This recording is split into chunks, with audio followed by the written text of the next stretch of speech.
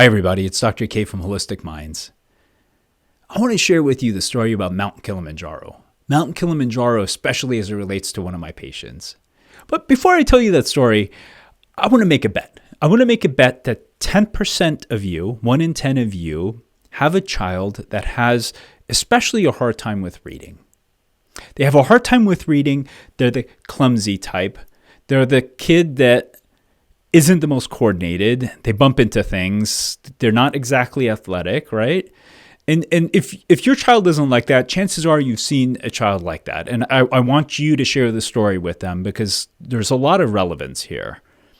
You know, one of the things that I've been humbled enough over time to realize is that certain things that seem just a little bit weird, that cause a lot of difficulty and challenge in a child's life, we call normal because we don't know what else to call them, right? So the kids that are super clumsy, we just say, oh, well, they're kind of clumsy, and that's all there is. And yeah, they kind of have some reading challenges, and they kind of have these other things, that they tend to be introverted and blah, blah, blah. And that's just how they are, and that's normal. It's normal because we don't know what else to call it. We don't know what else to call it because we don't understand what it is that's causing it. And in the case of this little guy, we'll call him Sam. We'll say he's 10, changed it all as before. But one of the things that was really interesting is Sam is one of these guys. So Sam is a guy that is super clumsy, as the parents call it. When he's in the playground, he kind of plays, he kind of runs, but tends to be a little bit more reserved, likes to play quietly.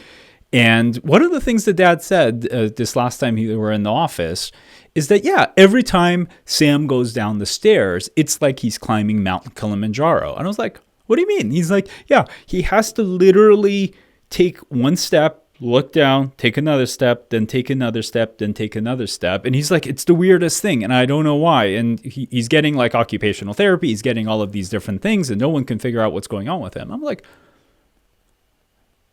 huh. That's what I said. And then instantly after that, I'm like, he has a visual processing disorder. And Dad's like, he has a what? I'm like, the way his eyes take in his world is altered. So poor Sam, for his entire life, has never been able to see his entire world effectively. He has 20/20 vision. He's had his eyes checked. We've checked it in the office. He's had his eyes checked with the ophthalmologist. He has 20/20 vision. So it's not the visual acuity, how well he can see straight. It's how well he can see the world in 3 dimensions. That's the problem. It's how he can track things on a page. That's a problem, because one of Sam's other challenges, on top of being clumsy and stepping, like he's climbing Mount Kilimanjaro, is reading. He has a hard time with reading. And part of that is because the same way the eyes have to move to scan the space to see where everything is in 3 dimensions, that also is related to how we can look at things on a page and track them with our eyes. It turns out that there's something we can do about this, and it's called vision therapy. So there are specialized optometrists that do vision therapy where they look to see how the eyes are scanning on a page. They look to see how our peripheral vision is. They look to see how we take in our 3-dimensional space.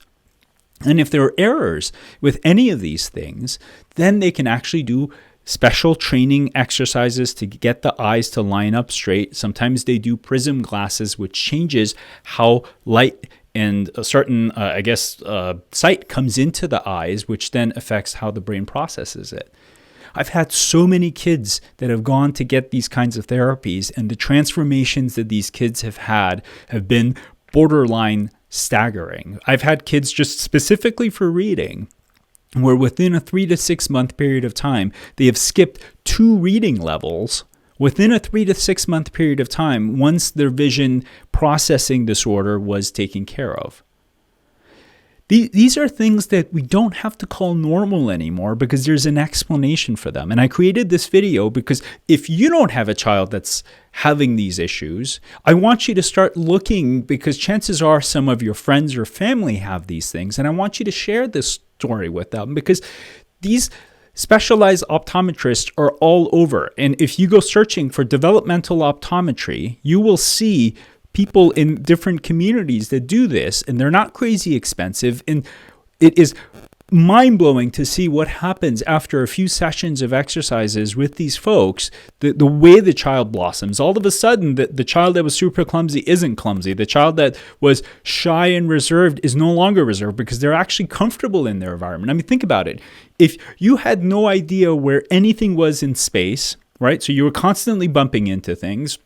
You would run into a desk, you would run into a chair, you would be reserved too. You wouldn't be comfortable, you wouldn't be happy. You would not trust your body, you wouldn't trust your eyes. And because of that, that's where the reservation of these kids come. And the earlier we catch it, the less internalization there is around this, the less these children think, oh, I'm just clumsy, I can't ever do sports. I'm just the introvert, I can't do things. The less they internalize this, and the more they're free to actually blossom and thrive and be their full potential that they are.